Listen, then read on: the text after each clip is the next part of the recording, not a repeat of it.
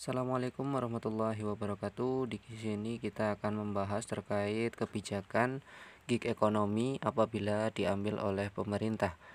Arti dari gig ekonomi yaitu berasal dari kata gig yang berarti proyek, kontrak sementara. Istilah ini biasa digunakan dalam industri hiburan. Gig ekonomi adalah sistem kerja yang sedang berkembang saat ini, di mana sebagian perusahaan lebih memilih untuk merekrut independen dengan kontrak jangka pendek. Adapun pekerjaan yang termasuk ke dalam gig ekonomi seperti dalam pendidikan seperti guru, tutor, mentor, dan dosen. Dari segi penulis, konten, writer, copyright, scriptwriter, UC copyright. Kalau seni itu musisi, akuntansi itu accounting assistant, akuntan. Kalau IT business analyst, web developer, graphic design, animator, project management, office manager, kemudian project manager. Nah, itu pekerjaan yang masuk ke dalam gig ekonomi. Kemudian faktor yang mempengaruhi pekerjaan gig ekonomi. Saat ini banyak sekali yang menggunakan daripada pekerja gig ekonomi.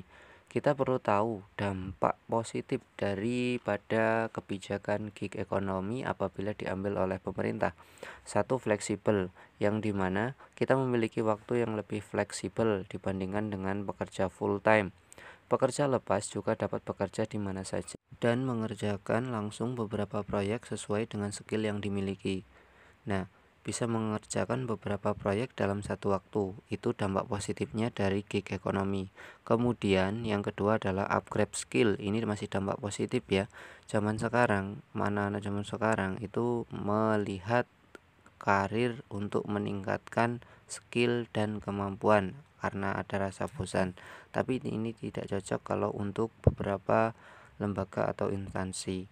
Kemudian yang ketiga, dampak positifnya itu hemat budget atau hemat keuangan. Dampak positif dari gig ekonomi untuk pekerja.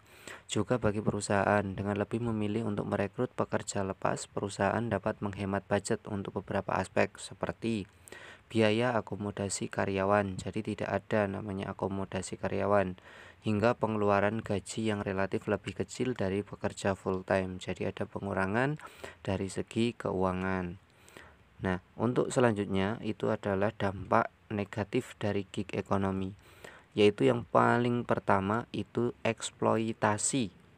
Tidak seperti pekerja full time, pekerja lepas kerap kali merasa tereksploitasi.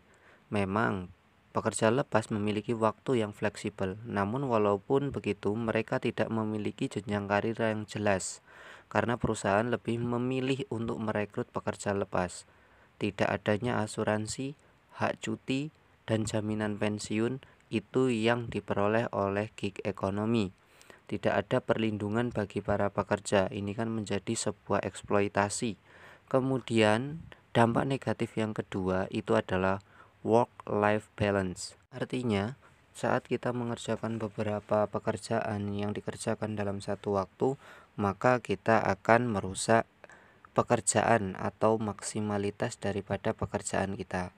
Jadi, usaha yang kita lakukan itu tidak akan maksimal. Selain itu, untuk dampak negatif yang selanjutnya atau yang ketiga, otomatis akan terjadi banyak pengangguran.